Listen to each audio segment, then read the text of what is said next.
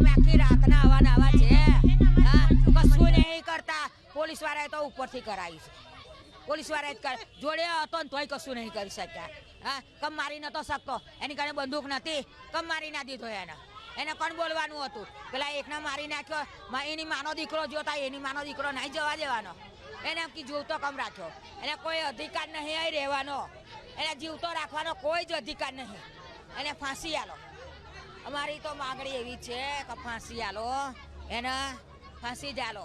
વડોદરામાં પૂર્વ નગર સેવક રમેશ પરમારના પુત્ર તપન પરમારની હત્યા થઈ છે. લોકોમાં ખૂબ જ આક્રોશ ફાટી નીકળ્યો છે. મોટી સંખ્યામાં સ્થાનિકો, ભાજપના નેતાઓ, BHP નેતાઓ પોલીસ સ્ટેશન પર પહોંચ્યા હતા. સાથે પોલીસ કામગીરી સાથે સવાલ ઉઠાયો છે.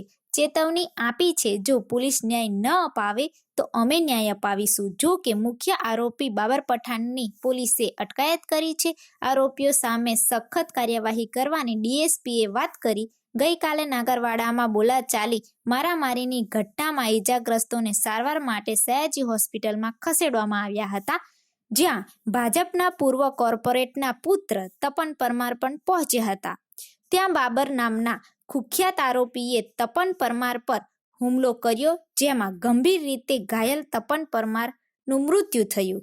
મિત્રોને સારવાર અપાવવા પહોંચેલા તપનને હોસ્પિટલમાં જ ધારદાર ચાકુથી ઘા કરી બાબર પઠાણે તપન પરમારને મોતને ઘાટ ઉતારી દીધો.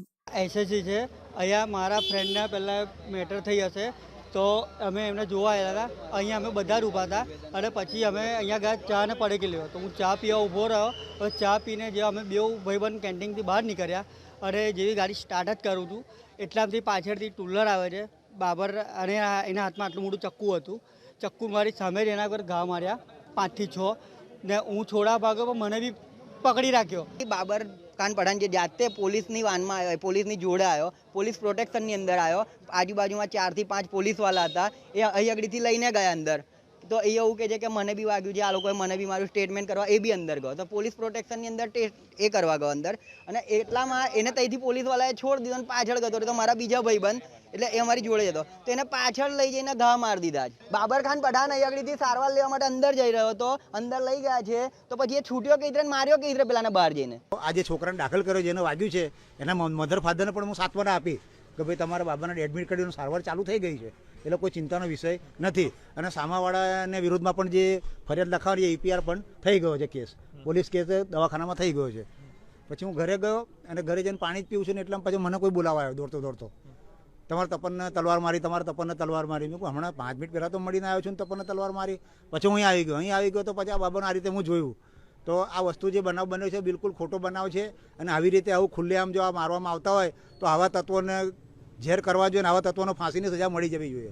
3 વ્યક્તિ છે, વિક્રમ કરીને અને એના બીજા મિત્રોને અહીંયા SSGમાં લઈને આવેલા હતા. સાથોસાથ બાબર કરીને એક વ્યક્તિ છે, એને પણ ઝઘડો થયો હતો એટલે એને પણ સારવાર માટે અહીંયા કારેલબાગ લાવેલા હતા. અને ત્યારે અહીંયા રાવપુરા SSGમાં ફરી ઝઘડો થયો અને એમાંથી બાબર નામના વ્યક્તિએ તપન નામના વ્યક્તિને છરી મારી દીધેલી છે અને હાલમાં એ બાબતે કાર્યવાહી ચાલુ છે. અને જે પ્રાથમિક માહિતી છે એના આગળથી જ અમે આગળ કાર્યવાહી હાથ ધરીશું. આ કેટલા કલાકથી અમે આખી રાતના આવા છે, હા કશું નહીં કરતા. પોલીસ વાળાએ તો ઉપરથી કરાવી છે. પોલીસ વાળાએ જોડે હતો ને તોય કશું નહીં કરી શક્યા. હા કમ મારી નતો શકતો, એની કારણે બંદૂક નથી, કમ મારી ના દીધો એને કોણ બોલવાનું હતું? પેલા એકને મારી નાખ્યો, એની માનો દીકરો જોતા, એની માનો દીકરો નહીં જવા દેવાનો. એને જીવતો કમ રાખ્યો?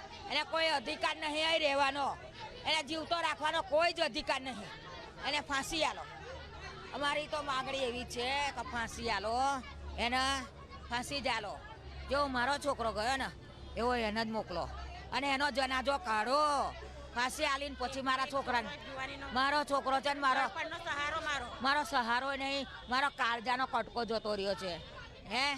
મારો છોકરો મારા ઘરનું આખું મોભી દીકરો, મારું મને ખવડાવતો તો મને પૂરું કરતો હતો મારો છોકરો.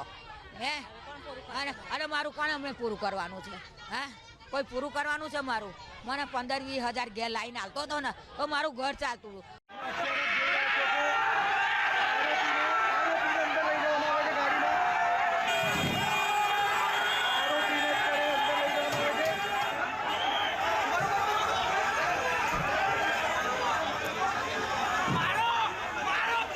Maru!